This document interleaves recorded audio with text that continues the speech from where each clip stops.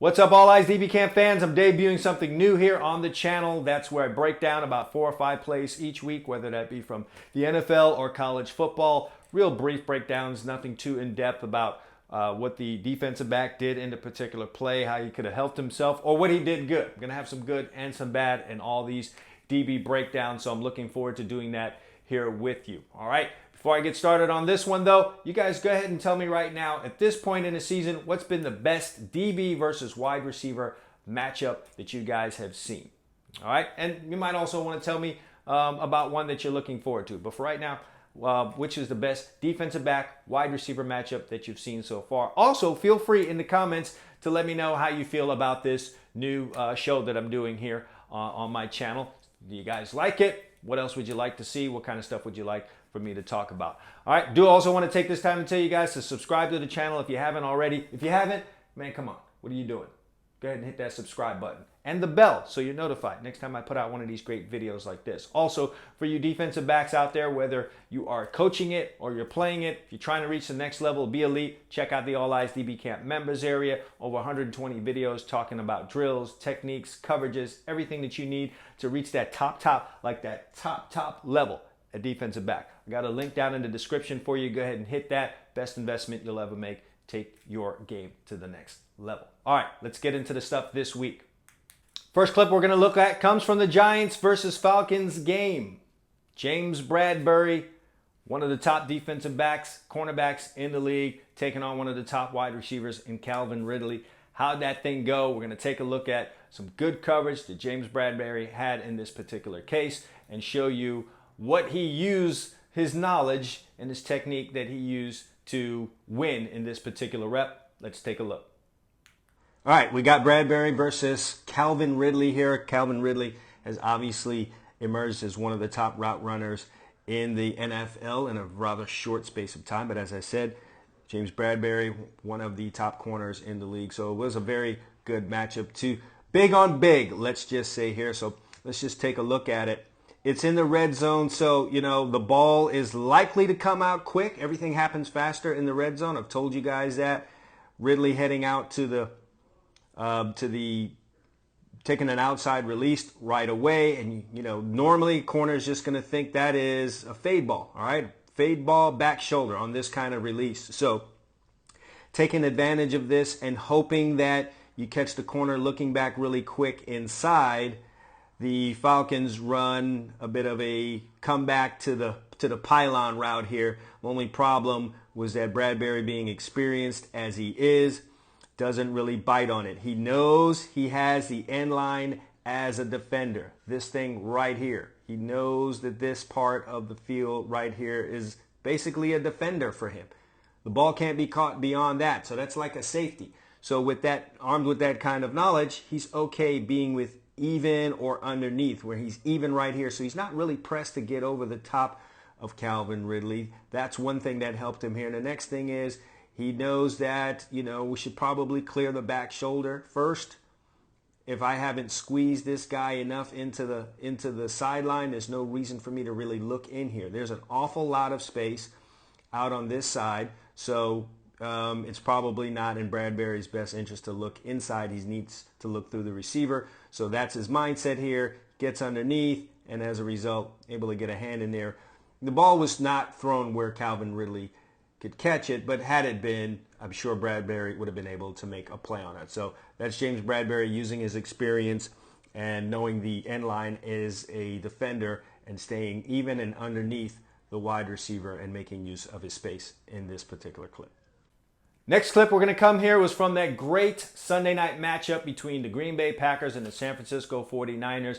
Obviously a couple of good quarterbacks in that, definite Hall of Famer and Aaron Rodgers in this particular case. And it comes from his side of the ball, the offense for the Green Bay Packers on the field against the San Francisco 49ers. And we've got a little bit of slot coverage, one of the more difficult things to do, not only in football but in sports. So we've got a good clip of some solid slot coverage in this game as the San Francisco 49ers were on defense guarding the Green Bay Packers, which is not ever an easy thing to do. So we get a chance to look at some good coverage here. Let's talk about it in this clip.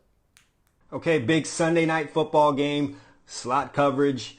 Like I said, one of the tougher things to do. We've got rookie for the San Francisco 49ers, Demondar Lenore, one of the better names out there in the NFL right now, by the way, up against Alan Lazard, who's a big slot receiver in this particular case. Lazard is a 6'5" guy. So we're going to get a look at some pretty good coverage here by the rookie Lenore, who has what appears to be outside leverage. Yes, he reacts a bit, okay? He reacts a bit to the inside move by the receiver, but not so much. Didn't go jumping inside there. He remembers where his leverage is. True enough, Lazard gets outside, but what I love here is how Lenore really accelerates to Lazard's face right here. Close out all the space. If the ball goes back shoulder, you're in his chest, you have a chance to knock it away. If it's thrown up the field, which it is here, you have a good opportunity to turn around while you're in this guy's chest and make a play on the ball. This is how you play the slot fade, which has become a very popular route to be run by offenses. This is how you get it done. That guy takes that outside approach. You got to accelerate, get into his chest, close out the space, make it very difficult. A very good rep here. Even though the ball is overthrown, that's beside the point. If the ball was thrown in the area of the receiver where he could catch it, I feel pretty certain that Lenore was in great position to make a play on the ball, whether it's upfield or a back shoulder. Really good job closing out the space by Lenore in this one. Now to the bad, but not so ugly. All right, we've got a clip from the Seattle Seahawks versus Minnesota Vikings game. Listen, it's not a crushing play, but it's one of those things that I don't even remember if it was on third down. One of those things that kind of bother me a little bit. Keep trying to tell you guys, you got to know what's going on around you. So in this particular clip, I think there was a little bit of lack of awareness of what was going on around. We'll talk about it in this one. Of course, when I talk about these situations, I don't exactly know the coverage, right? Couldn't possibly know that unless I play for the Seahawks or I've got someone that is willing to give me that information. Don't know for sure. I'm making my best guess based on me having played, coached, etc., etc. So just keep that in mind as I talk about this. I'm giving it my best guess, but without talking any more about it, let's talk about this clip. Head to it right now. Okay, here's a rep where we didn't win. As I said, you play long enough. If you're playing at the elite level, which is what the NFL is right now, you're going to give up passes during a game. Sometimes I get guys in high school talking about how a guy allowed a pass to be called. Hey, they catch balls during the game, all right? A lot of times guys are just playing the coverage called, and it allows for a certain route to be caught, all right?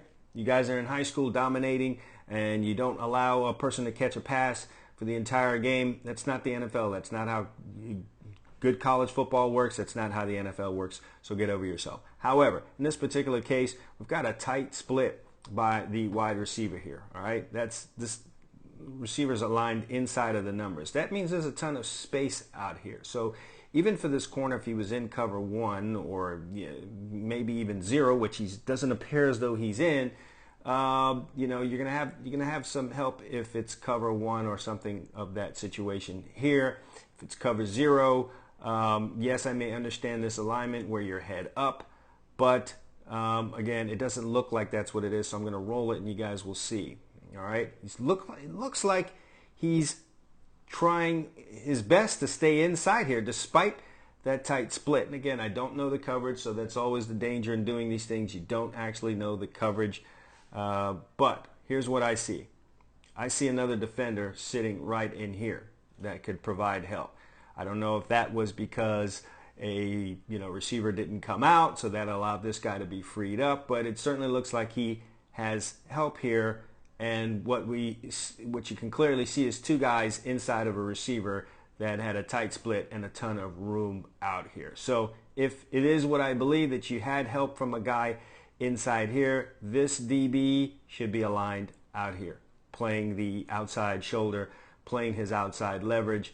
Any cut in here by this receiver, you can get help from this safety, and you guys can sandwich that guy. So that was something that bothered me in this rep right here, is not the proper alignment. And then he was rather quick to come out of his pedal here too. You could have slowed that down, gave him way too much space. This is going to be very easy for Justin Jefferson. Okay, if you guys have had a chance to watch him run, this is just pitch and catch. This is easy, all right? So without knowing the coverage, though, can't fully know. I just do see a defender inside, Jamal Adams sitting right in there. I would have loved to have seen this DB play outside leverage and work to his help. All right, and the final one we're talking about is another clip where we didn't win. The good guys didn't win in this particular clip. It's the dreaded rub route concept. You know, just when you think you got these guys all, it's hard enough to cover these guys one-on-one, but then when they start rubbing you and all that stuff, gets to be a problem. We're going to see how that happened in this case and talk about some ways we can help ourselves in this clip. It comes from the Rams versus Tampa Bay game. Everybody watched it. Just one of the times that, one of the many times that the Rams happened to get a playoff on the Tampa Bay Buccaneers. Let's take a look at it and talk about it right here. And the last clip we're going to look at is something typical that you see at every level of football with teams that pass the football with any amount of proficiency.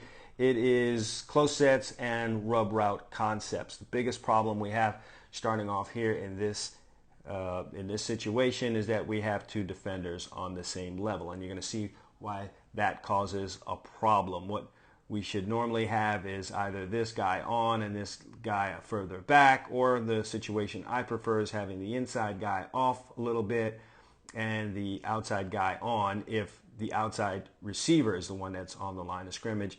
And the reason for that is it's going to be a little easier for this guy to be on this guy out here to get hands on this receiver since he's on the line of scrimmage. So if you're going to be up on the line of scrimmage, you should be on the guy that's on the ball because you want to try and control this guy with your hands. And so typically the slot guy, this guy, is off the ball. So I prefer to put the slot defender off the ball since it would be harder if he was impressed to get hands on the wide receiver, and that gives him the opportunity to go over the top or underneath when the rub happens, and we're going to see how the rub happens. All right.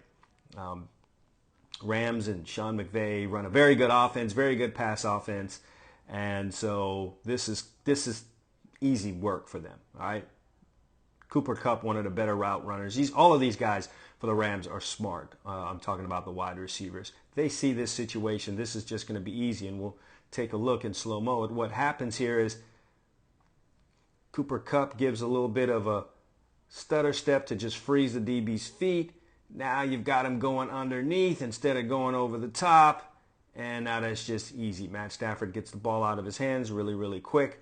What I would have liked to have seen in this situation, like I said, is this defender off, this one on, and then this defender be a lot more aggressive on this receiver. If you can get him stalled at the line of scrimmage, then you make this route flatter. He has to go here to go up the field. And if he decides, sometimes the inside slot guy has an option where he will sit there in the flat if this defender goes over the top to get him.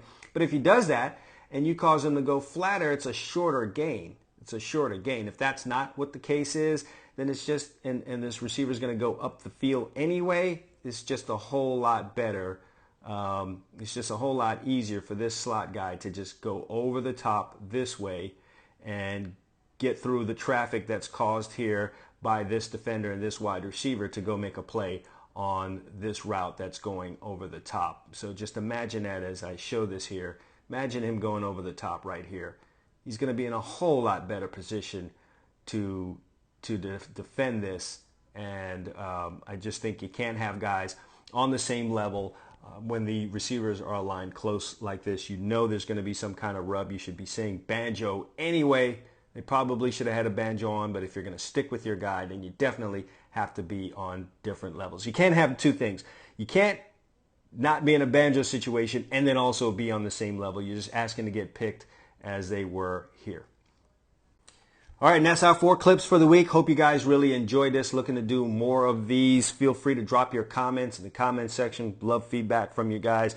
You can ask any questions that you need to ask there. We'll try to get to everyone that comments in the comment section, but I appreciate you guys watching this. Now, everything that I went over here, from slot coverage to working on the outside, being in the red zone, working against rub concepts, all of this is covered in the All Eyes DB Camp members area. If you're not a member and you play DB, you really should get on that. Okay, it's the best investment you'll ever make. It's going to raise your game to the next level. Let's stop getting beat on game day, man. Offenses are in their heyday. They're putting up 400, 500 yards every game. They're scoring 30 and 40 points.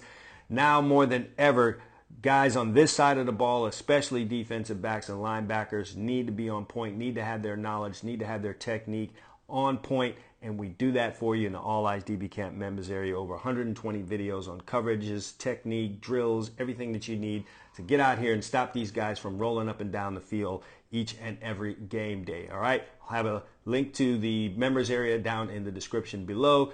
Feel free to click on that and get yourself going, get it all checked out. All right, thanks guys again for watching All Eyes DB Camp. Consistency breeds results.